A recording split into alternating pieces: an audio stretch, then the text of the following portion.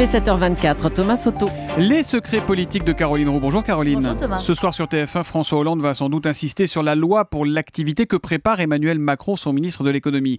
Ce sera, dit-on, le grand chantier de cette deuxième partie de quinquennat. L'info politique, Caroline, c'est que le ministre de l'économie s'est lancé en coulisses dans un grand travail de séduction auprès des élus et des parlementaires. Oui, et il a organisé un maillage méthodique des tête-à-tête avec les présidents de commissions parlementaires, les présidents de groupe, des rencontres avec les députés par groupe de 4. L'objectif, Thomas, il est assumé.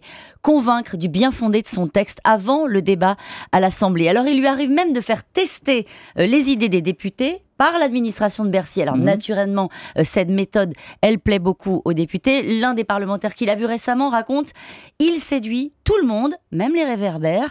Le problème, c'est qu'on se demande quand il fait son job de ministre. » Vous voyez, un compliment suivi d'un tacle glissé. La confiance des députés, ça se gagne sur la durée. Emmanuel Macron soigne aussi les cadors du Parti Socialiste. L'un d'eux résume « Il est sympathique, mais on ne parle pas le même langage. » Peu importe. Au fond, Emmanuel Macron veut démontrer à ses interlocuteurs qu'il n'est pas juste un techno gâté par Hollande, qu'il a aussi une colonne vertébrale politique. Bon, mais le but, c'est quand même que son texte passe sans encombre en janvier, ça sera le cas ? Bon, ça va tanguer, naturellement, sur le fond, mais avec cette méthode, à défaut de convaincre toute la gauche, le jeune militant qui n'est pas élu aura, le jeune ministre qui n'est pas élu aura au moins peut-être gagné le respect des élus. Donc, il avait dit qu'il irait voir les salariés de GAD, sauf qu'il l'a fait vraiment très discrètement, c'est toujours pas fait ça. C'est toujours pas fait.